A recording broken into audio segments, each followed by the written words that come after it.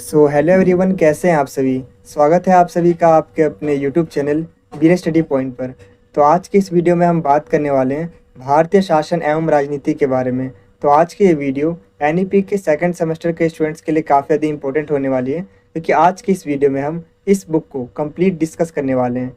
तो आज की इस वीडियो में मैं आपके सारे के सारे डाउट्स क्लियर करने वाला हूँ, क्योंकि काफ़ी सारे स्टूडेंट्स से कमेंट करते हैं कि आप हमें एग्जाम पैटर्न भी बताया कीजिए, सो दैट हमें ये आइडिया हो सके कि कितने नंबर का पेपर आता है, हमें कितने टाइम में अटैम्प्ट करना होता है और हम किस लैंग्वेज में अपने एग्जाम पेपर को लिख सकते हैं। तो आज की इस वीडियो में आपके सारे के सारे डाउट्स क्लियर करने वाला हूँ। तो आज की इस वीडियो में हम एग्जाम पैटर्न को तो समझेंगे ही, इसके बाद हम बात करेंगे अभी तक आपके एग्जाम में इस बुक से किस किस टाइप से क्वेश्चन पूछे गए, वो सारे के सारे मोस्ट इंपॉर्टेंट क्वेश्चन को डिस्कस करेंगे। तो जैसे कि आप देख सकते हो, ये आपका क्वेश्चन पेपर है इंडियन गवर्नमेंट एंड पॉलिटिक्स का, और ये सेकेंड सेमेस्टर का आपका पेपर है।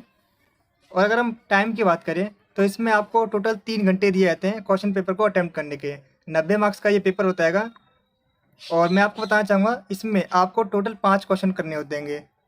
10 क्वेश्चन पूछे जाते हैं, जिनमें से आपको 5 क्वेश्चन के आंसर देने होते हैं, और सभी के सभी जो क्वेश्चन होते हैं वो इक्वल मार्क्स के होते हैं। और मैं आपको बताना चाहूँगा कि काफ़ी सारे स्टूडेंट से कमेंट करते हैं कि हमें हिंदी में लिखना होता है अपना क्वेश्चन पेपर, अपना आंसर, या फिर इंग्लिश में। तो मैं आपको बताना चाहूँगा कि आप अपने आंसर को हिंदी या इंग्लिश दोनों में से किसी भी लैंग्वेज में लिख सकते हो।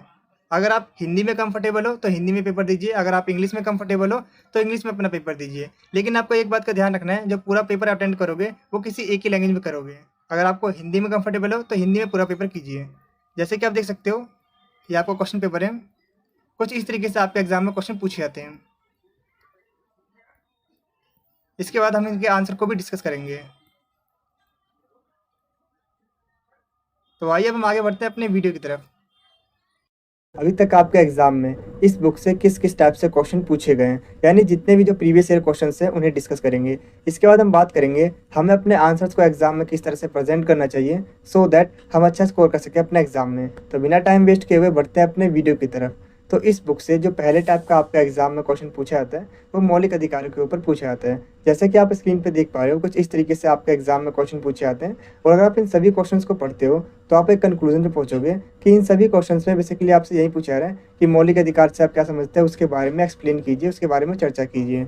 तो आइए अब हम समझते हैं कि आखिर ये मौलिक अधिकार होते क्या हैं। तो मैं आपको बताना चाहूँगा कि हमारे भारतीय संविधान में मौलिक अधिकारों को काफ़ी ज़्यादा इम्पोर्टेंट माना जाता है, और ये अधिकार हर नागरिक को एक सम्मानजनक और सुरक्षित जीवन जीने का हक देते हैं।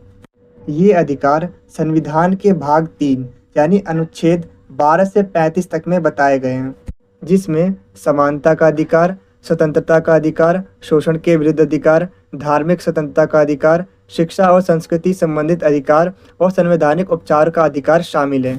इसके अलावा मैं आपको बताना चाहूँगा कि पहले हमारे संविधान में सिर्फ 7 मौलिक अधिकार थे, लेकिन 1978 में 49वें संविधान संशोधन के बाद संपत्ति के अधिकार को हटाकर सिर्फ कानूनी अधिकार बना दिया गया, और हमारी न्यायपालिका यानी अदालतें इन अधिकारों की रक्षा करती हैं। तो आइए अब हम भारतीय संविधान के द्वारा प्रदान की गई जो मौलिक अधिकार है उनको थोड़ा सा और डिटेल में समझते हैं, जिसमें सबसे पहले हम बात करेंगे समानता के अधिकार के बारे में। और समानता का जो अधिकार है वो अनुच्छेद 14 से लेकर 18 तक में बताया गया है। तो अनुच्छेद 14 कहता है कानून के समक्ष सभी समान हैं। इसका मतलब है कि भारत में हर व्यक्ति को कानून की नज़र में समान माना जाएगा। किसी के भी साथ जाति, धर्म, लिंग या भाषा या उसके क्षेत्र के आधार पर भेदभाव नहीं किया जाएगा। अनुच्छेद 15 है भेदभाव का निषेध। इस अनुच्छेद के अनुसार राज्य किसी भी नागरिक के साथ जाति, धर्म, लिंग, रंग या जन्म स्थान के आधार पर भेदभाव नहीं कर सकता। अनुच्छेद 16 है सार्वजनिक रोजगार में अवसर की समानता। इस अनुच्छेद के अनुसार सभी नागरिकों को सरकारी नौकरियों और सेवाओं में बराबर का मौका मिलेगा। किसी के भी साथ धर्म, जाति, लिंग या जन्म स्थान के आधार पर भेदभाव नहीं किया जाएगा। अनुच्छेद 17 है अस्पृश्यता का अंत। इस अनुच्छेद के अनुसार अस्पृश्यता यानी छुआछूत को पूरी तरह से समाप्त कर दिया गया है, और ये कानूनी दंडनीय अपराध है। अनुच्छेद 18 है उपाधियों का अंत। तो इस अनुच्छेद के अनुसार भारत में सरकार किसी भी नागरिक को किसी भी तरह की उपाधि यानी टाइटल नहीं दे सकती, जैसे सर, राजा, नवाब एक्सेट्रा। इसका ऑब्जेक्टिव समानता को बनाए रखना है। तो आइए हम बात करते हैं स्वतंत्रता के अधिकार के बारे में, जिसका उल्लेखन अनुच्छेद 19 से लेकर 22 तक में किया गया है। तो मैं आपको बताना चाहूँगा कि अनुच्छेद 19 के तहत भारत के नागरिकों को 6 तरह की स्वतंत्रताएं दी गई है ताकि वो अपनी ज़िंदगी को स्वतंत्र रूप से जी सकें। जिसमें पहली है अभिव्यक्ति की स्वतंत्रता, यानी अपनी बात को बोलने और लिखने का अधिकार। सेकंड है शांतिपूर्ण सभा करने की स्वतंत्रता, मतलब बिना हिंसा के इकट्ठा होने का अधिकार। तीसरा है संगठन या यूनियन बनाने की स्वतंत्रता। फोर्थ है देश में कहीं भी घूमने की आज़ादी। फिफ्थ है कहीं भी बसने की स्वतंत्रता। और लास्ट है कानूनी तरीके से कोई भी बिजनेस या पेशा यानी प्रोफेशन करने की आज़ादी। अनुच्छेद 20 में सजा से संबंधित संरक्षण के अधिकार के बारे में बताया गया है। तो मैं आपको बताना चाहूँगा कि ये अनुच्छेद नागरिकों को आपराधिक मामले में 3 तरह की सुरक्षा देता है ताकि उनके साथ अन्याय न हो। पहली है एक अपराध की सिर्फ एक ही सजा होगी, यानी एक अपराध के लिए बार बार सजा नहीं दी जा सकती। सेकंड है अपराध के टाइम पर जो कानून था उसी के अकॉर्डिंग सजा दी जाएगी।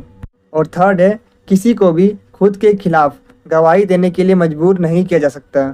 अनुच्छेद 21 में जीवन और व्यक्तिगत स्वतंत्रता के अधिकार के बारे में बताया गया है। तो इस अनुच्छेद के अनुसार हर व्यक्ति को जीने का अधिकार है और उसे सम्मान पूर्वक जीवन जीने की स्वतंत्रता मिलती है। अनुच्छेद 21 में शिक्षा के अधिकार के बारे में बताया गया है। ये अनुच्छेद कहता है कि सरकार 6 से लेकर 14 वर्ष तक की उम्र के सभी बच्चों के लिए मुफ्त और अनिवार्य शिक्षा प्रदान करेगी। अनुच्छेद 22 में गिरफ्तारी से संबंधित संरक्षण के अधिकार के बारे में बताया गया है। यह अनुच्छेद नागरिकों को कुछ विशेष परिस्थितियों में गिरफ्तारी के समय सुरक्षा प्रदान करता है ताकि उनके साथ अन्याय न हो।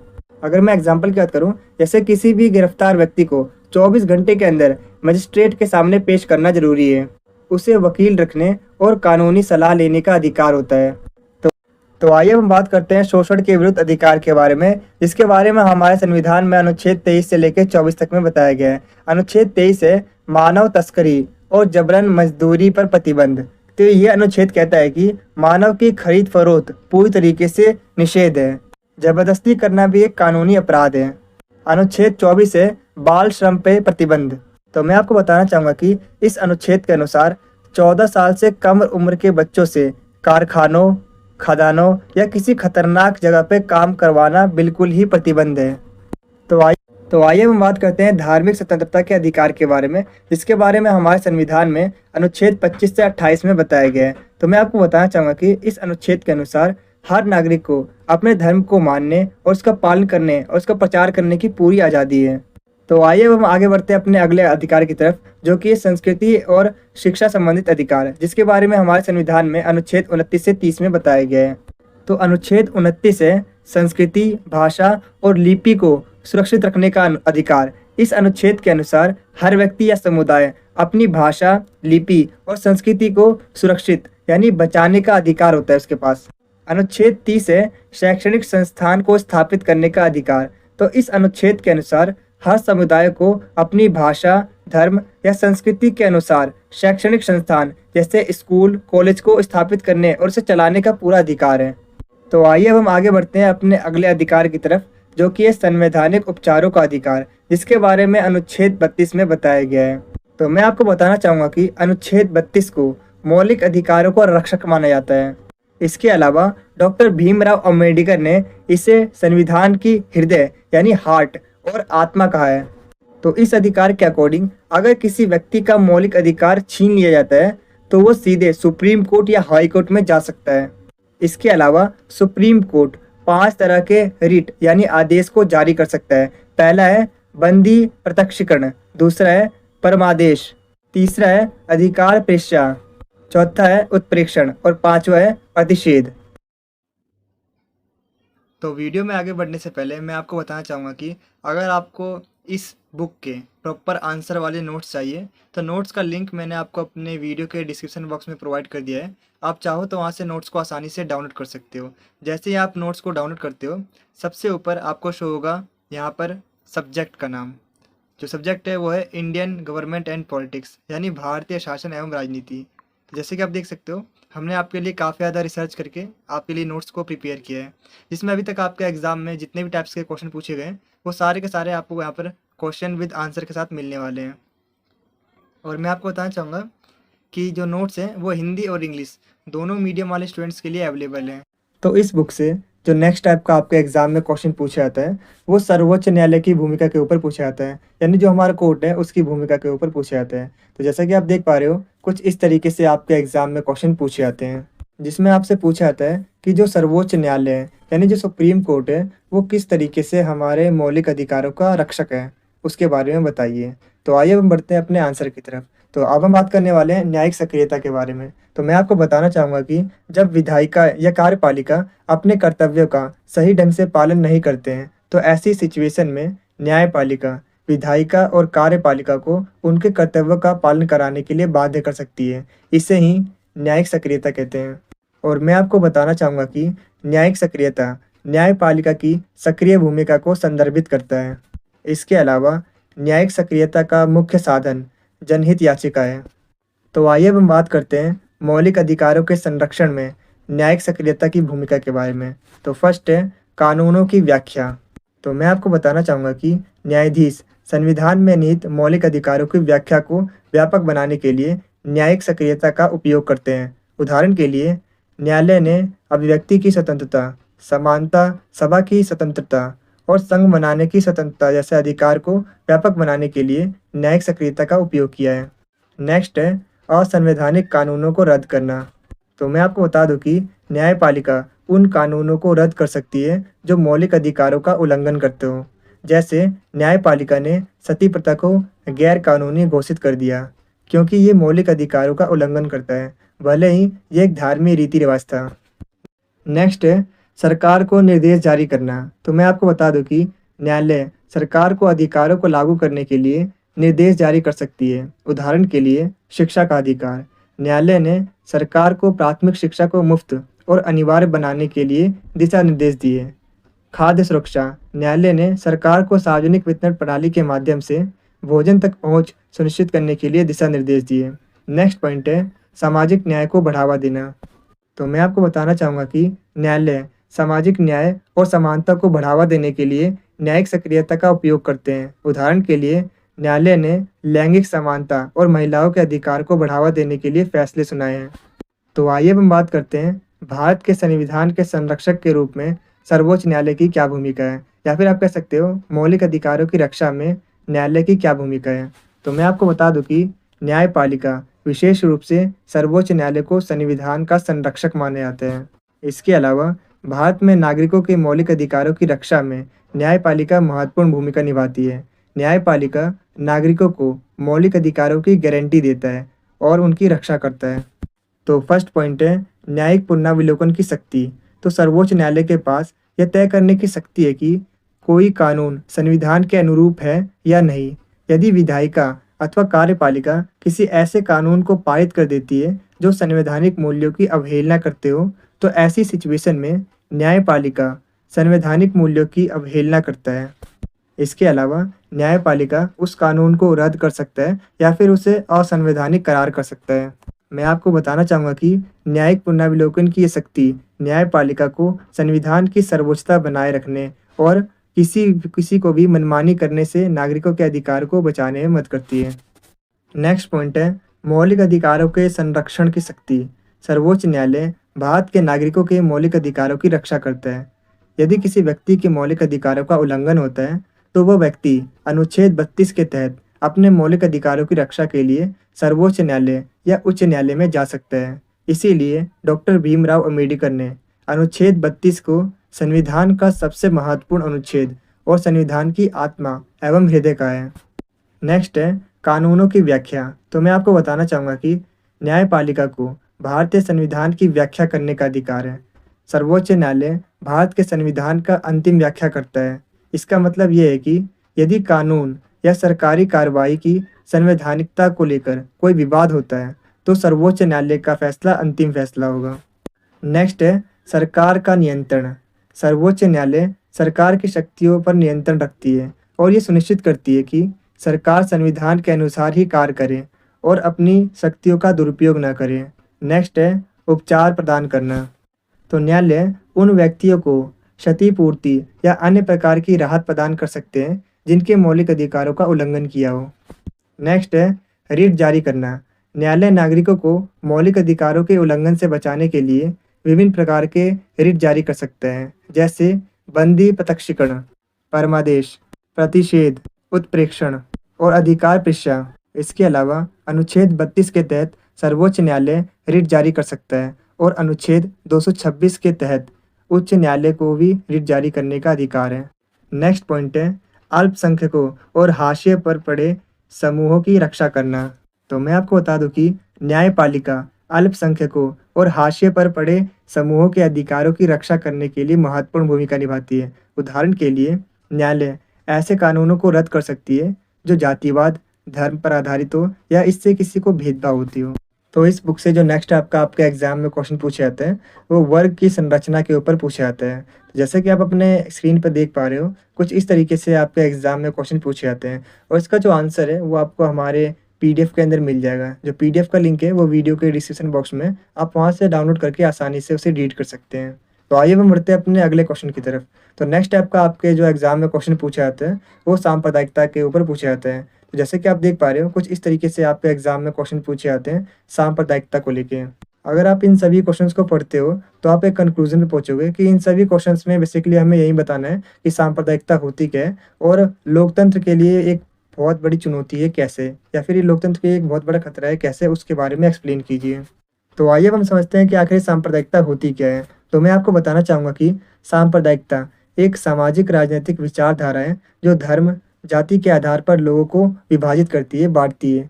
ये विचारधारा किसी विशेष धर्म समुदाय को सर्वोपरि मानता है और अन्य धर्मों या समुदायों के प्रति नकारात्मक दृष्टिकोण को रखता है। ये विचारधारा लोगों के बीच विभाजन और भेदभाव को बढ़ावा देती है, जिसके परिणाम स्वरूप समाज में तनाव, हिंसा और दंगे बढ़ सकते हैं।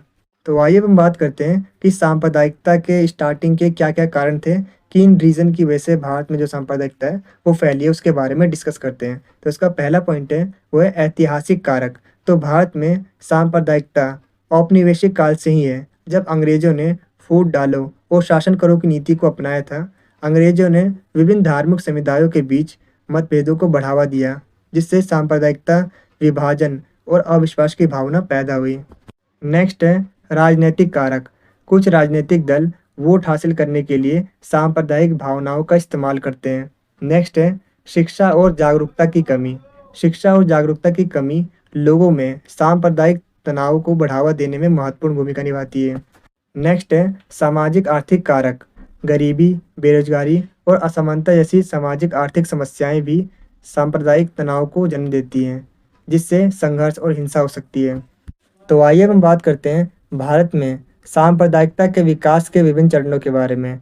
तो फर्स्ट है औपनिवेशिक युग। तो मैं आपको बताना चाहूँगा कि भारत में सांप्रदायिकता औपनिवेशिक काल से ही है, जब अंग्रेजों ने फूट डालो और शासन करो की नीति को अपनाया था, जिससे हिंदू मुस्लिम दंगे भड़के और विभिन्न समुदायों के बीच सांप्रदायिक विभाजन और अविश्वास की भावना पैदा हुई। नेक्स्ट है स्वतंत्रता के बाद। तो भारत की स्वतंत्रता के बाद में भी सांप्रदायिकता जो तनाव है वो धीरे धीरे बढ़ते गए। 1947 में भारत का विभाजन एक बड़े सांप्रदायिक घटने के साथ हुआ, जिसमें लाखों लोगों की जान गई और बड़े पैमाने पर लोगों को विस्थापित होना पड़ा। नेक्स्ट पॉइंट है आधुनिक भारत। तो मैं आपको बता दूं कि आज भी भारत में सांप्रदायिकता एक गंभीर समस्या बनी हुई है, जिसकी वजह से समय समय पर धार्मिक दंगे होते रहते हैं। इसके अलावा मैं आपको बताना चाहूँगा कि भारत में सांप्रदायिकता से संबंधित कई घटनाएं घटित हुई हैं, जिनकी वजह से भारत में बड़े पैमाने पर हिंसा, सामाजिक तनाव और जान माल का नुकसान हुआ है। तो आइए हम बात करते हैं भारत में सांप्रदायिकता से संबंधित कुछ उल्लेखनीय घटनाओं के बारे में। तो इसमें फर्स्ट है 1947 का भारत का विभाजन। तो मैं आपको बता दूं कि 1947 का भारत का विभाजन सांप्रदायिक हिंसा का सबसे भयानक उदाहरण है। 1947 में भारत पाकिस्तान का होने वाला विभाजन धार्मिक आधार पर होने वाला एक विशाल सांप्रदायिक विभाजन था, जिसके परिणाम स्वरूप बड़े पैमाने पर हिंसा, दंगे, मारपीट और विस्थापन हुआ था। नेक्स्ट है 1984 में सिख विरोधी दंगे। तो मैं आपको बता दूं कि 1984 में प्रधानमंत्री इंदिरा गांधी के सिख अंगरक्षक ने प्रधानमंत्री इंदिरा गांधी की हत्या कर दी, जिसके बाद पूरे भारत में सिखों के खिलाफ भयंकर दंगे हुए। इन दंगों में हजारों सिख मारे गए और काफ़ी ज़्यादा संपत्ति का नुकसान हुआ। नेक्स्ट है 1985 का शाहबानो मामला। 1985 में 62 वर्षीय मुस्लिम महिला शाहबानो ने अपने गुजरे भत्ते की मांग के लिए सुप्रीम कोर्ट में अपील की, जिसके बाद सुप्रीम कोर्ट ने भी शाहबानो के पक्ष में फैसला सुनाया, लेकिन पुरातनपंथी मुसलमानों ने इस फैसले को मुस्लिम पर्सनल लॉ में सुप्रीम कोर्ट का हस्तक्षेप माना। नेक्स्ट है 1992 का बाबरी मस्जिद विध्वंस। तो यूपी में अयोध्या में 16वीं सदी में बनी बाबरी मस्जिद को हिंदू संप्रदाय के लोगों ने ये दावा करते हुए ध्वस्त कर दिया था कि ये भगवान राम के जन्म स्थान पर बनाई गई थी। इस घटना के बाद देश भर में सांप्रदायिक दंगे हुए, जिसमें सैकड़ों लोगों की जान चली गई। नेक्स्ट है 2002 का गुजरात दंगा। गुजरात के गोधरा रेलवे स्टेशन पर एक बोगी में आग लगाकर 56 हिंदुओं को जला दिया गया, जिसके बाद गुजरात में बड़े पैमाने पर हिंदू मुस्लिम समुदायों के बीच दंगे हुए, जिसमें 1000 से ज़्यादा लोग मारे गए। नेक्स्ट है 2020 में दिल्ली दंगा। तो नागरिकता संशोधन अधिनियम के खिलाफ विरोध प्रदर्शन करने के दौरान उत्तर पूर्वी दिल्ली में सांप्रदायिक हिंसा और दंगे हुए। इन दंगों में मुस्लिम समुदायों को काफ़ी ज़्यादा नुकसान हुआ। इसके अलावा मुस्लिम समुदायों को निशाना बनाया गया और इस दंगे में 50 से ज़्यादा लोग मारे गए और इसमें संपत्ति का भी काफ़ी ज़्यादा नुकसान हुआ। नेक्स्ट अब हम बात करते हैं सांप्रदायिकता लोकतंत्र के समक्ष एक गंभीर चुनौती है, क्योंकि ये लोकतंत्र के मूल सिद्धांतों और मूल्यों को कमज़ोर करता है और लोकतंत्र के लिए गंभीर चुनौती भी पैदा कर सकता है। तो इसमें फर्स्ट पॉइंट है हमारा सामाजिक विभाजन और ध्रुवीकरण। तो सांप्रदायिकता विभिन्न समुदायों के बीच अविश्वास, घृणा, दुश्मनी, हिंसा, अशांति और दंगे को बढ़ावा देती है। सांप्रदायिकता समाज को धार्मिक या जातीय आधार पर विभाजित करती है, जिससे समाज का ध्रुवीकरण होता है। नेक्स्ट है धर्मनिरपेक्षता को खतरा। तो मैं आपको बता दूं कि सांप्रदायिकता भारत जैसे धर्मनिरपेक्षता राष्ट्र के लिए एक गंभीर खतरा है, क्योंकि भारत एक धर्मनिरपेक्ष राज्य है जो धार्मिक स्वतंत्रता की गारंटी देता है और धार्मिक भेदभाव को रोकता है। वहीं दूसरी ओर धर्मनिरपेक्षता जातिगत अथवा धार्मिक भेदभाव को बढ़ावा देता है। नेक्स्ट पॉइंट है हमारा हिंसा और संघर्ष। तो मैं आपको बता दूं कि सांप्रदायिकता विभिन्न समुदायों के बीच अविश्वास, घृणा, दुश्मनी, हिंसा और दंगे को बढ़ावा देता है, जिससे जान माल का नुकसान होता है और कानूनी व्यवस्था बाधित होती है और इससे कई प्रकार की भावनाओं को ठेस पहुंचती है और लोकतंत्र को खतरा होता है। नेक्स्ट पॉइंट है वोट बैंक की राजनीति। कुछ राजनीतिक दल या नेता वोट हासिल करने के लिए सांप्रदायिक भावनाओं का इस्तेमाल करते हैं और वोट बैंक की राजनीति को बढ़ावा देते हैं और इस प्रकार जो राजनीति होती है वो लोकतंत्र के लिए खतरा बन सकती है। नेक्स्ट है अल्पसंख्यकों का उत्पीड़न और मानव अधिकारों का हनन। सांप्रदायिक भावनाएं अक्सर अल्पसंख्यक समुदायों को भेदभाव, हिंसा और उत्पीड़न का शिकार बना देती है, जिससे अल्पसंख्यक समुदायों में अलगाव की भावना पैदा हो सकती है, जो लोकतंत्र और मानव अधिकारों के लिए एक बड़ा खतरा है। तो इस बुक से जो नेक्स्ट टाइप का आपके एग्जाम में क्वेश्चन पूछा जाता है वो पूछा जाता है कि भारतीय संविधान की जो प्रमुख विशेषता है उसके बारे में बताइए। तो जैसे कि आप स्क्रीन पे देख पा रहे हो कुछ इस तरीके से आपके एग्जाम में क्वेश्चन पूछे जाते हैं। तो आइए हम बढ़ते हैं अपने आंसर की तरफ, जिसमें सबसे पहले हम बताएंगे कि आखिर संविधान होता क्या है। तो मैं आपको बता दूं कि संविधान किसी भी देश का सर्वोच्च कानून होता है जो सभी के लिए समान होता है, जिसका पालन देश के सभी नागरिकों के द्वारा किया जाता है। संविधान एक जीवंत दस्तावेज है जो समाज की आवश्यकताओं और परिस्थितियों के अनुसार अपने आप में परिवर्तन जारी रखता है। तो आइए हम बात करते हैं हमारे भारतीय संविधान के बारे में। तो भारतीय संविधान एक लिखित दस्तावेज है जो देश की शासन व्यवस्था के संचालन के लिए नियम कानूनों का एक समूह है, जिसका पालन देश के सभी नागरिकों के द्वारा किया जाता है। तो आइए हम बात करते हैं भारतीय संविधान की विशेषताओं के बारे में। तो मैं आपको बताना चाहूँगा कि भारतीय संविधान सभा की पहली बैठक 9 दिसंबर 1946 में हुई थी और 26 नवंबर 1949 तक भारतीय संविधान पूरी तरह से बनकर तैयार हो गया था, जिसे बनने में कुल 2 साल 11 महीने और 18 दिनों का समय लगा था। अंततः भारतीय संविधान को 26 जनवरी 1950 को लागू किया गया। तो आइए हम बात करते हैं इसकी विशेषताओं के बारे में। तो इसकी पहली विशेषता है मौलिक अधिकार। तो भारतीय संविधान में मौलिक अधिकार सबसे महत्वपूर्ण तत्व हैं, जिसका प्रावधान भारतीय संविधान के भाग 3 अनुच्छेद 12 से 35 में किया गया है, जिसमें समानता का अधिकार, स्वतंत्रता का अधिकार, शोषण के विरुद्ध अधिकार, धार्मिक स्वतंत्रता का अधिकार, शिक्षा और संस्कृति संबंधित अधिकार और संवैधानिक उपचारों के अधिकार शामिल हैं। नेक्स्ट है धर्मनिरपेक्षता। धर्मनिरपेक्षता का अर्थ होता है भारत में कोई भी व्यक्ति किसी भी धर्म को अपना सकता है। भारत का कोई राजकीय धर्म नहीं है, क्योंकि भारत ने किसी भी एक धर्म को राजकीय धर्म की मान्यता नहीं दी। भारत एक धर्मनिरपेक्ष प्रकृति वाला राज्य है, जिसमें सभी धर्मों को समान महत्व और सम्मान दिया जाता है। नेक्स्ट है स्वतंत्र और निष्पक्ष चुनाव। भारत में स्वतंत्र और निष्पक्ष चुनाव होते हैं, जिसमें जनता सार्वभौमिक व्यस्त मताधिकार का यूज़ करके अपने रिप्रेजेंटेटिव को चुनती है। नेक्स्ट है स्वतंत्र और निष्पक्ष न्यायपालिका। भारत में स्वतंत्र और निष्पक्ष न्यायपालिका है, जो बिना किसी के दबाव में आकर स्वतंत्र रूप से कार्य करती है। न्यायपालिका संविधान और नागरिकों के मौलिक अधिकारों की रक्षा करती है। यदि किसी व्यक्ति के मौलिक अधिकारों का उल्लंघन या हनन होता है, तो वो व्यक्ति न्यायालय जा सकता है। न्यायपालिका संवैधानिक मूल्य की अवहेलना करने वाले कानूनों को रद्द या फिर असंवैधानिक करार कर सकती है। नेक्स्ट है एकल नागरिकता। भारत में एकल नागरिकता का प्रावधान है, जो कि भारतीय संविधान की विशेषता है। नेक्स्ट है सबसे लंबा और लिखित संविधान। भारतीय संविधान दुनिया के सभी लिखित संविधानों में सबसे लंबा और लिखित संविधान है, जिसमें 25 भाग, 12 अनुसूचियाँ और 448 अनुच्छेद शामिल हैं। नेक्स्ट है संपूर्ण प्रभुत्व संपन्न लोकतंत्रात्मक गणराज्य है। भारत एक पूरा स्वतंत्र और लोकतंत्रात्मक गणराज्य है, जहां देश का नेता जनता के द्वारा सीधे चुना जाता है। असली ताकत जनता के पास होती है और भारत अपने फैसले खुद ले सकता है, किसी के दबाव में नहीं।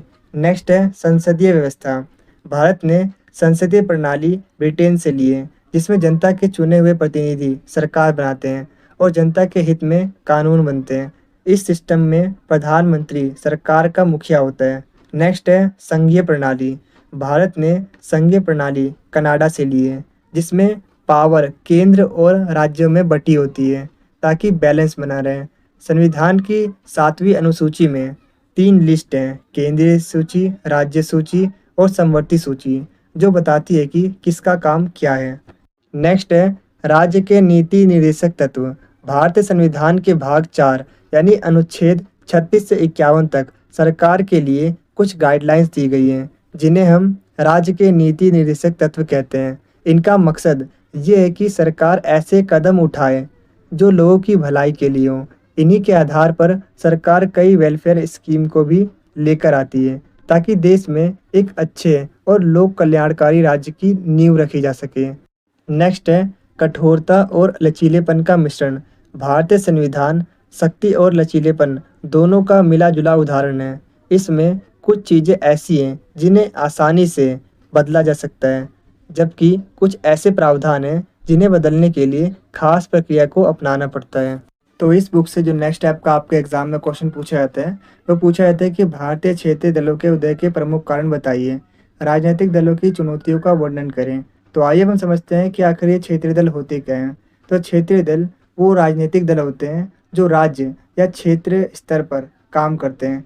क्षेत्रीय दल क्षेत्रीय स्तर पर काफ़ी ज़्यादा लोकप्रिय होते हैं। भारत में क्षेत्रीय दल किसी विशेष क्षेत्र की भाषा, संस्कृति और सामाजिक आर्थिक विविधता का प्रतिनिधित्व करते हैं। तो आइए हम बात करते हैं भारतीय क्षेत्रीय दलों के उदय के प्रमुख कारण क्या हैं। तो मैं आपको बताना चाहूँगा कि क्षेत्रीय दलों की भूमिका 1990 के दशक से काफ़ी ज़्यादा मजबूत हुई, जिसके काफ़ी सारे रीजंस हैं। तो एक एक करके उन्हें समझते हैं। तो फर्स्ट है राष्ट्रीय दलों द्वारा उत्प्रेक्षा। क्षेत्रीय लोगों को ये लगा कि राष्ट्रीय पार्टियां क्षेत्रीय मुद्दों और समस्याओं पर ध्यान नहीं देते, जिसके कारण लोगों में राष्ट्रव्यापी पार्टियों के प्रति असंतोष की भावना पैदा हुई। क्षेत्रीय दलों ने इन मुद्दों को उठाया और लोगों की आवाज़ बनकर जनता का समर्थन प्राप्त किया, और इस तरीके से वो काफ़ी ज़्यादा लोकप्रिय बनी। नेक्स्ट है भाषाई और सांस्कृतिक पहचान। क्षेत्रीय दल स्थानीय भाषा, संस्कृति और परंपराओं को बढ़ावा देते हैं और उनका प्रतिनिधित्व करते हैं, जिस कारण से क्षेत्रीय दल स्थानीय स्तर पर काफ़ी ज़्यादा लोकप्रिय बनते हैं। नेक्स्ट पॉइंट है राष्ट्रीय दलों की कमजोरियाँ। राष्ट्रीय दलों पर भ्रष्टाचार के आरोप के मुद्दों को उठाते हुए क्षेत्रीय दल स्थानीय स्तर पर लोकप्रिय बनी। तो आइए अब हम बात करते हैं राजनीतिक दलों की चुनौतियों के बारे में। तो फर्स्ट पॉइंट है आंतरिक लोकतंत्र की कमी। आंतरिक लोकतंत्र की कमी राजनीतिक दलों के समक्ष सबसे बड़ी चुनौती है, क्योंकि कई राजनीतिक पार्टियों में निर्णय लेने की प्रक्रिया में पारदर्शिता और जवाबदेही का अभाव होता है। नेक्स्ट पॉइंट है अपराधी तत्वों की बढ़ती घुसपैठ। तो मैं आपको बताना चाहूँगा कि अपराधी तत्वों की बढ़ती घुसपैठ राजनीतिक दलों के समक्ष एक बड़ी चुनौती बनकर सामने आई है। कई राजनीतिक पार्टियां ऐसे लोगों को चुनाव में उतारती हैं जिसके पास अधिक पैसा है या जिनका समाज में दबदबा है, जिस कारण राजनीतिक पार्टियों में आपराधिक पृष्ठभूमि वाले लोग भी शामिल हो रहे हैं। नेक्स्ट है लोगों में जागरूकता की कमी। लोगों में राजनीतिक जागरूकता की कमी की वजह से सही प्रत्याशी का चुनाव नहीं कर पाते, जो वर्तमान राजनीतिक दलों के समक्ष एक बड़ी चुनौती है। नेक्स्ट पॉइंट है दल बदल। ये एक आम समस्या है जहां राजनेता चुनाव जीतने के लिए दल बदलते हैं, जिससे राजनीतिक अस्थिरता पैदा होती है, जो कि बहुदलीय लोकतंत्र की सबसे बड़ी चुनौती है। नेक्स्ट है धन का प्रयोग। चुनाव जीतने के लिए कई राजनीतिक दल धन बल का प्रयोग करते हैं, जो कि चुनाव आयोग के सामने एक बड़ी समस्या है, जो कि बहुदलीय लोकतंत्र की सबसे बड़ी चुनौती है। नेक्स्ट है जातिवाद और सांप्रदायिकता। चुनाव जीतने के लिए कई राजनीतिक दल जाति और धर्म के आधार पर वोट हासिल करने का प्रयास करते हैं, जिससे सामाजिक विभाजन और तनाव पैदा हो सकता है। नेक्स्ट है वोटिंग मशीन का दुरुपयोग का भय। तो वोटिंग मशीन में भी काफ़ी अधिक गड़बड़ियाँ होती है, जिसकी वजह से सही रिजल्ट नहीं हो पाते हैं। तो इस बुक से जो नेक्स्ट टाइप का आपके एग्ज़ाम में क्वेश्चन पूछे जाते हैं वो दलीय व्यवस्था के ऊपर पूछे जाते हैं। जैसा कि आप देख पा रहे हो कुछ इस तरीके से आपके एग्ज़ाम में क्वेश्चन पूछे जाते हैं। अगर आप इन सभी क्वेश्चंस को पढ़ते हो तो आप एक कंक्लूजन में पहुंचोगे कि इन सभी क्वेश्चंस में बेसिकली आपसे यही पूछे जा रहे हैं कि आखिर दलीय व्यवस्था क्या है, इसकी क्या सीमाएँ हैं और इसकी क्या चुनौतियाँ हैं, उसके बारे में बताइए। तो मैं आपको बताना चाहूँगा कि विश्व के विभिन्न देशों ने अपने देश के शासन व्यवस्था को चलाने के लिए अलग अलग तरह की शासन व्यवस्था को अपनाया है। शासन व्यवस्था के जो टाइप्स हैं उसे 3 टाइप्स में हम बांट सकते हैं। पहला है एक दलीय शासन व्यवस्था। तो अब हम बात करने वाले हैं एक दलीय शासन व्यवस्था की विशेषताओं के बारे में। तो ऐसी शासन व्यवस्था जिसमें सिर्फ एक ही राजनीतिक दल होता है और वो ही सरकार बनाता है, ऐसी शासन व्यवस्था को एक दलीय शासन व्यवस्था कहते हैं। उदाहरण के लिए चीन इसका सबसे अच्छा एग्जाम्पल है। इसके अलावा एक दलीय व्यवस्था को लोकतांत्रिक नहीं माना जाता, क्योंकि ये लोकतांत्रिक सिद्धांतों को पूरा नहीं करता। एक दलीय व्यवस्था में लोगों के पास विकल्प नहीं होते हैं। लोगों को एक ही पार्टी को चुनना पड़ता है, चाहे वो उसकी पसंद की हो या ना हो। एक दलीय व्यवस्था में सिर्फ एक ही राजनीतिक दल होता है, जिसकी वजह से हर बार एक ही पार्टी सरकार बनाती है और शासन करती है। जिस देश में एक दलीय शासन व्यवस्था होती है वो एक लोकतांत्रिक देश नहीं होता, क्योंकि उस देश में जनता के पास कोई दूसरा विकल्प नहीं होता। आज़ादी के बाद भारतीय राजनीति में लंबे समय तक 1977 तक कांग्रेस का बोलबाला रहा। इसीलिए इस समय अंतराल को एक दल के प्रभुत्व का दौर अथवा कांग्रेस प्रणाली के नाम से भी जाना जाता है। तो आइए अब हम बात करते हैं द्विशासन व्यवस्था की विशेषताओं के बारे में। ऐसी शासन व्यवस्था जिसमें सिर्फ 2 ही राजनीतिक दल चुनाव में भाग ले सकते हैं, उसे द्विशासन व्यवस्था कहते हैं। उदाहरण के लिए ब्रिटेन में लेबर पार्टी और कंजुगेट पार्टी। इसके अलावा अमेरिका में रिपब्लिकन पार्टी और डेमोक्रेटिक पार्टी। तो आइए अब हम बात करते हैं बहुशासन व्यवस्था की विशेषताओं के बारे में। तो ऐसी शासन व्यवस्था जिसमें 2 से ज़्यादा राजनीतिक दल चुनाव में भाग लेते हैं, उसे बहुदलीय शासन व्यवस्था कहते हैं। उदाहरण के लिए भारत में 750 से भी ज़्यादा राजनीतिक दल हैं। तो आइए हम बात करते हैं भारत में दलीय व्यवस्था के बारे में। तो भारत एक बहुदलीय लोकतंत्र है, जिसका अर्थ है यहाँ कई राजनीतिक दल हैं जो चुनाव में भाग लेते हैं और सत्ता के लिए प्रतिस्पर्धा करते हैं। नेक्स्ट है बहुदलीय प्रणाली। भारत में 750 से भी ज़्यादा राजनीतिक दल हैं, जिसमें राष्ट्रीय, क्षेत्रीय और स्थानीय दल शामिल हैं। नेक्स्ट है गठबंधन सरकारें। जब चुनाव में किसी एक पार्टी को सरकार बनाने के लिए आवश्यक बहुमत नहीं मिल पाता है, तो ऐसी स्थिति में 2 या 2 से ज़्यादा राजनीतिक दल गठबंधन करके सरकार बनाते हैं। ऐसी सरकार गठबंधन सरकार कहलाती है। नेक्स्ट है क्षेत्रीय दलों का महत्व।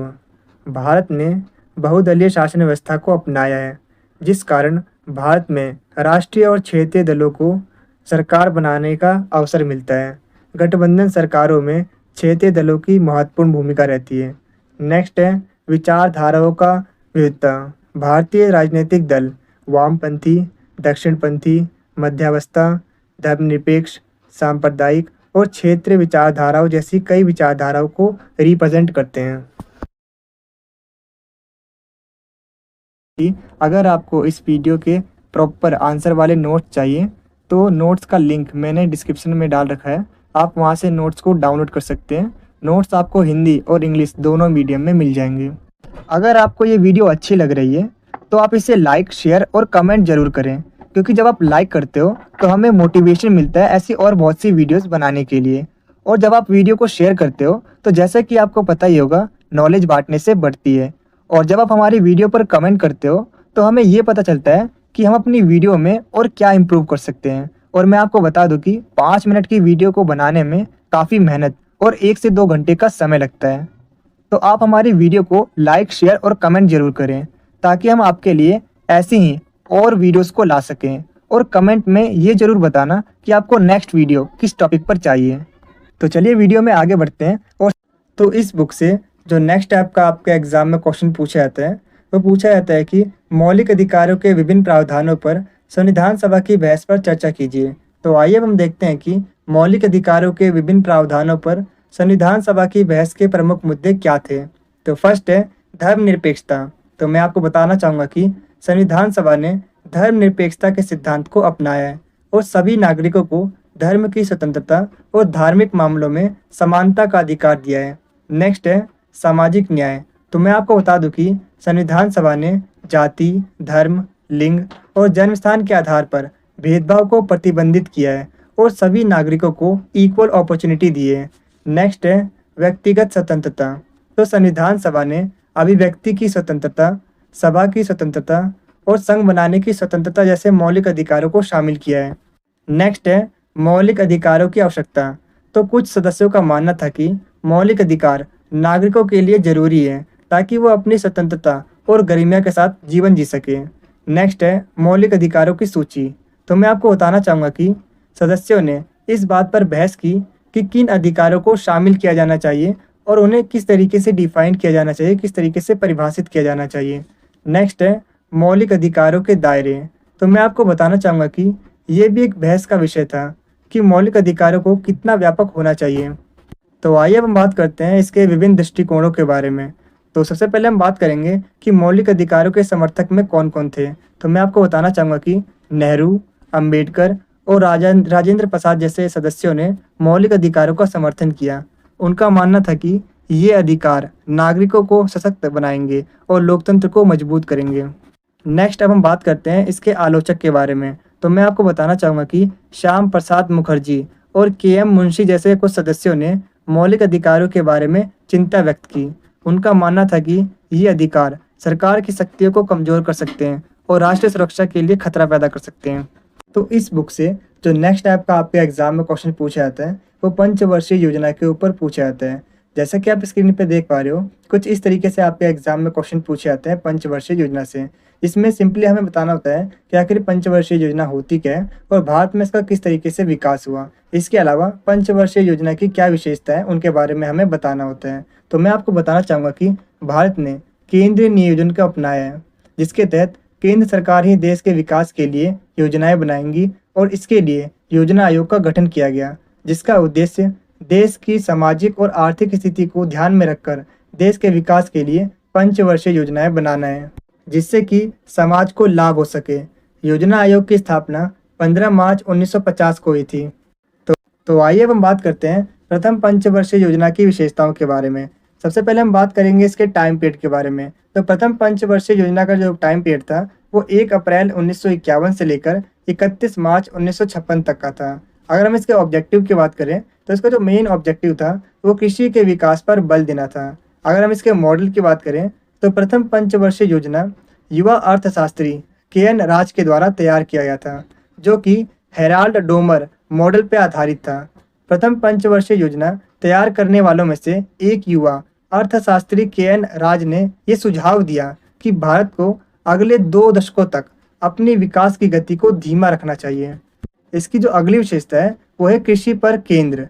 तो प्रथम पंचवर्षीय योजना मुख्य रूप से कृषि पर केंद्रीकृत थी, क्योंकि उस समय भारत की अर्थव्यवस्था कृषि पर आधारित अर्थव्यवस्था थी। प्रथम पंचवर्षीय योजना का जो लक्ष्य था वो खाद्य उत्पादन में वृद्धि करना, सिंचाई सुविधाओं में सुधार करना और कृषि लोन को उपलब्ध कराना था। तो इसकी अगली विशेषता है बुनियादी ढांचे का विकास। तो मैं आपको बता दूं कि परिवहन, सिंचाई और ऊर्जा जैसे महत्वपूर्ण बुनियादी ढांचों में निवेश करने पर जोर दिया गया। सड़कों, रेलवे, बांधों और बिजली संयंत्रों के निर्माण को बढ़ावा दिया गया। इसकी अगली विशेषता है रोजगार सृजन। तो मैं आपको बता दूं कि प्रथम पंचवर्षीय योजना का जो मुख्य लक्ष्य था वो रोजगार के अवसर को पैदा करना था, जिससे कि गरीबी को कम किया जा सके। नेक्स्ट है आत्मनिर्भरता। तो प्रथम पंचवर्षीय योजना में आत्मनिर्भरता पर बल दिया गया, जिसका अर्थ था कि भारत को अपनी आवश्यकताओं को पूरा करने के लिए किसी दूसरे पर निर्भर ना रहना पड़े। तो आइए हम बात करते हैं इसकी उपलब्धियों के बारे में। तो इसकी पहली उपलब्धि है खाद्य उत्पादन में वृद्धि हुई। दूसरी है सिंचाई सुविधाओं में सुधार हुआ, बुनियादी ढांचे का विकास हुआ, रोजगार के अवसर में वृद्धि हुई और देश आत्मनिर्भर बना। और इसके अलावा भूमि सुधार पर बल दिया गया। तो आइए अब हम बात करते हैं द्वितीय पंचवर्षीय योजना की विशेषताओं के बारे में। तो इसका जो टाइम पीरियड था वो 1 अप्रैल 1956 से लेकर 31 मार्च 1961 तक का था। इसका जो ऑब्जेक्टिव था वो औद्योगिक विकास पर बल देना था। तो अगर हम इसके मॉडल की बात करें तो द्वितीय पंचवर्षीय योजना अर्थशास्त्री पीसी महालनोबिस मॉडल पर आधारित था। इसकी अगली विशेषता है तेजी से औद्योगिकरण। तो मैं आपको बताना चाहूँगा कि द्वितीय पंचवर्षीय योजना का लक्ष्य भारी उद्योगों जैसे इस्पात, मशीन और रसायन पर बल देकर आत्मनिर्भर अर्थव्यवस्था का निर्माण करना था। और मैं आपको बताना चाहूँगा कि इस योजना के तहत कई बड़े बड़े उद्योगों की स्थापना की गई, जैसे इस्पात संयंत्र उद्योग। तो इसकी अगली विशेषता है रोजगार सृजन। तो मैं आपको बता दूं कि द्वितीय पंचवर्षीय योजना का लक्ष्य रोजगार के अवसर को पैदा करके गरीबी को कम करना था। तो इसकी अगली विशेषता है कृषि विकास। तो आधुनिक तकनीकों, उन्नत बीजों और सिंचाई सुविधाओं के माध्यम से कृषि उत्पादन में वृद्धि करना था। इसकी अगली विशेषता है सामाजिक न्याय। इस योजना का लक्ष्य समाज के सभी वर्गों के लिए समान अवसर पैदा करना था। शिक्षा, स्वास्थ्य, सामाजिक कल्याण कार्यक्रमों पर ध्यान दिया गया। अनुसूचित जाति और अनुसूचित जनजाति के लोगों के उत्थान के लिए विशेष रूप से कार्यक्रम किए गए। इसकी अगली विशेषता है विज्ञान और प्रौद्योगिकी। विज्ञान अनुसंधान और तकनीकी शिक्षा को बढ़ावा दिया गया। भारतीय प्रौद्योगिकी संस्थान यानी IIT और अन्य वैज्ञानिक संस्थानों की स्थापना की गई। परमाणु ऊर्जा कार्यक्रमों की शुरुआत की गई। इसकी अगली विशेषता है इसकी उपलब्धियों या फिर इसके जो कार्य हैं उसके बारे में बात करते हैं। तो फर्स्ट है औद्योगिक उत्पादन में वृद्धि हुई। सेकंड है कृषि उत्पादन में वृद्धि हुई। थर्ड है रोजगार के अवसर में वृद्धि हुई। फोर्थ है परिवहन, सिंचाई और बिजली उत्पादन जैसे क्षेत्रों में सुधार हुआ। तो आइए अब बात करते हैं तीसरी पंचवर्षीय योजना की विशेषताओं के बारे में। तो इसका जो टाइम पीरियड था वो 1 अप्रैल 1961 से लेकर 31 मार्च 1966 तक का था। इसका ऑब्जेक्टिव कृषि, उद्योग और आत्मनिर्भरता पर बल देना था। अगर हम इसका मॉडल की बात करें तो तीसरी पंचवर्षीय योजना पीसी महालनोबिस मॉडल और चक्रवर्ती मॉडल पर आधारित थी। अगर हम इसके उपलब्धियों के बारे में बात करें तो खाद्य उत्पादन में वृद्धि हुई, भारी उद्योग का विकास, रोजगार के अवसर में वृद्धि हुई, शिक्षा और स्वास्थ्य सेवाओं में सुधार हुआ और गरीबी कम हुई। बताना चाहता हूँ जो नोट्स हैं उसमें आपको अभी तक जितने भी आपके एग्जाम में क्वेश्चन पूछे गए वो सारे के सारे क्वेश्चन आपको मिलने वाले हैं विद आंसर सॉल्यूशन के साथ। और जो हमने प्राइस रखा है वो एकदम रीजनेबल प्राइस है, 49 रुपीज़ ओनली। और बाकी अगर यूट्यूबर्स की कंपैरिजन करें तो वो जो नोट्स का प्राइस रखते हैं वो 150 से 200 रुपये रखते हैं। तो मैं आपको बताना चाहता हूँ हमने आपके लिए काफ़ी रीजनेबल प्राइस रखा है। तो काफ़ी सारे स्टूडेंट से कमेंट करते हैं कि आप PDF को क्यों सेल करते हो। तो मैं आपको बताना चाहूँगा यूट्यूब से उतनी इनकम नहीं हो पाती। यूट्यूब से हमारा खर्चा भी नहीं निकल पाता अगर मैं आपको रियलिटी बताऊँ तो। क्योंकि जो एजुकेशनल वीडियो होती है आप खुद ही सोचिए, जो एजुकेशनल वीडियो होती है आप कब वीडियो देखते हो? एग्ज़ाम से सिर्फ 2 दिन पहले। और हम 6 महीने पूरी मेहनत करते हैं आपको वीडियो प्रोवाइड करने के लिए। और जो भी स्टूडेंट्स होता है वो 2 से 3 दिन पहले वीडियो देखता है, उसके बाद फिर 6 महीने कोई नहीं दिखता। ये रियलिटी है। और उस 6 महीने तक कोई भी इनकम नहीं आती। और जो हमने प्राइस इसलिए रखा है क्योंकि हम जो आपके लिए बुक्स परचेज करके लाते हैंगे कम से कम उसकी कॉस्ट निकल सके। और आप में से ज़्यादा 3 से 4 या फिर ज़्यादा से ज़्यादा 10 से 20 लोग परचेज़ करते हैं। तो हम सोचते हैं उतने से ही हमारी जो कॉस्ट है वो निकल जाए बुक्स की, क्योंकि हमें भी बुक्स को परचेज़ करना होता है आपके लिए नोट्स बनाने के लिए। सो दैट्स व्हाई हमने प्राइस रखा हैगा। और अगर हम बात करें बड़े यूट्यूबर की, तो उनके जो सब्सक्राइबर होते हैं वो काफ़ी ज़्यादा होते होंगे और उनके जो व्यूज़ आते हैं वो लाख, 2 लाख, 3 लाख, 4 लाख इस तरीके से आते होंगे। और मैं आपको बताना चाहता हूँ, अगर हमारे भी सब्सक्राइबर 5 लाख हो गए और हर वीडियो पे 1 लाख, 2 लाख व्यू आने लगे, तो हम भी आपके लिए जो पीडीएफ है वो फ्री कर देंगे। सो प्लीज़ अब कमेंट में ये मत कमेंट कीजिएगा कि जो आप जो पीडीएफ को सेल कर रहे हो, सेल मत कीजिए, फ्री में प्रोवाइड कीजिए, क्योंकि उसका रीज़न है। क्योंकि अभी हमारे पास कोई इनकम नहीं है, कोई भी इनकम नहीं आ रही है। अगर आप बात करें तो 6 से 7 महीने में हमें सिर्फ़ और सिर्फ़ 8 से 9 हज़ार रुपए ही आते हैं, 6 महीने में, आप खुद सोचिए। और हमारा जो बुक है, उसका भी कुछ नहीं निकल पाता। दैट्स व्हाई हमें पीडीएफ को सेल करना पड़ रहा है। और मैं आपसे ये भी वादा करता हूँ, अगर हमारे 5 लाख सब्सक्राइबर हो जाएँगे और हर वीडियो पे 1 से 2 लाख व्यू आने लग जाएँगे, तो हम भी आपके लिए जो पीडीएफ है वो फ्री कर देंगे। तो वीडियो में आगे बढ़ने से पहले मैं आपको बताना चाहूँगा कि अगर आपको इस बुक के प्रॉपर आंसर वाले नोट्स चाहिए, तो नोट्स का लिंक मैंने आपको अपने वीडियो के डिस्क्रिप्शन बॉक्स में प्रोवाइड कर दिया है। आप चाहो तो वहाँ से नोट्स को आसानी से डाउनलोड कर सकते हो। जैसे ही आप नोट्स को डाउनलोड करते हो, सबसे ऊपर आपको शो होगा यहाँ पर सब्जेक्ट का नाम। जो सब्जेक्ट है वो है इंडियन गवर्नमेंट एंड पॉलिटिक्स, यानी भारतीय शासन एवं राजनीति। तो जैसे कि आप देख सकते हो, हमने आपके लिए काफ़ी ज़्यादा रिसर्च करके आपके लिए नोट्स को प्रिपेयर किया है, जिसमें अभी तक आपके एग्ज़ाम में जितने भी टाइप्स के क्वेश्चन पूछे गए हैं, वो सारे के सारे आपको यहाँ पर क्वेश्चन विद आंसर के साथ मिलने वाले हैं। और मैं आपको बताना चाहूँगा कि जो नोट्स हैं वो हिंदी और इंग्लिश दोनों मीडियम वाले स्टूडेंट्स के लिए अवेलेबल हैं। पहले हम सिर्फ हिंदी मीडियम वाले स्टूडेंट्स के लिए नोट्स बनाते थे, तो वीडियो पे काफ़ी सारे कमेंट्स आते थे कि इंग्लिश मीडियम वाले स्टूडेंट्स के लिए भी नोट्स को प्रोवाइड कीजिए। दैट्स वाई हमने डिसाइड किया कि अब से हम हिंदी के साथ इंग्लिश मीडियम वाले स्टूडेंट्स के लिए भी नोट्स को प्रिपेयर करेंगे, इससे किसी के साथ नाइंसाफ़ी ना हो सके। तो इसलिए अब हिंदी मीडियम के साथ साथ इंग्लिश मीडियम वाले स्टूडेंट्स के लिए भी मैं आपको बताना चाहूँगा नोट्स अवेलेबल हैं। तो वीडियो के डिस्क्रिप्शन बॉक्स में जाइए और जल्द से जल्द डाउनलोड कीजिए। इसके अलावा अगर आपको ये वीडियो यूज़फुल लग रही है, तो वीडियो को लाइक, शेयर और सब्सक्राइब ज़रूर कीजिएगा, क्योंकि जब आप वीडियो को लाइक करते हो तो हमें मोटिवेशन मिलता है ऐसी और बहुत सी वीडियोज़ को बनाने के लिए। और जब आप इसे शेयर करते हो, तो जैसे कि आपको पता ही है, नॉलेज बाँटने से बढ़ती है। और जब आप इसमें कमेंट करते हो, तो हमें ये पता चलता है कि हम अपनी वीडियो में और क्या इम्प्रूव कर सकते हैं। सो आई रिक्वेस्ट यू, वीडियो को ज़्यादा से ज़्यादा लाइक, शेयर और कमेंट ज़रूर करना।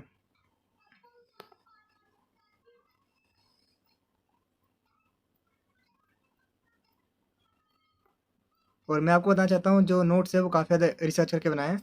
और अगर आप इस तरीके से अपने एग्ज़ाम में लिखते हो, तो आप अपने एग्ज़ाम में अच्छा स्कोर कर पाओगे।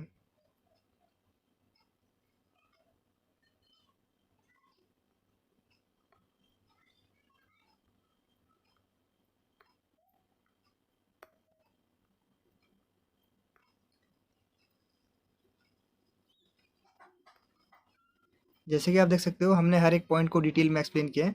ठीक इसी तरीके से भी आपको अपने एग्ज़ाम में लिखना होता है। सबसे पहले आपको एक हेड पॉइंट लिखना होता है, उसके बाद 2 से 3 लाइन में आपको अंदर की एक्सप्लेनेशन देनी होती है। यहाँ पर आप देख सकते हो, जितने भी टाइप से अभी तक आपके एग्जाम में पूछे गए हैं अलग अलग लैंग्वेज में, वो सारे के सारे क्वेश्चंस यहाँ पर आपको मिलने वाले हैं। इससे ये फ़ायदा होता है कि अगर आपके एग्जाम में क्वेश्चन घुमा के भी आपके एग्जाम में पूछा जाता है, तो भी आप उसका आंसर ईजिली दे पाओगे, क्योंकि ऑलरेडी आपने इतने सारे टाइप्स के क्वेश्चन को रीड किया है, पढ़ा है।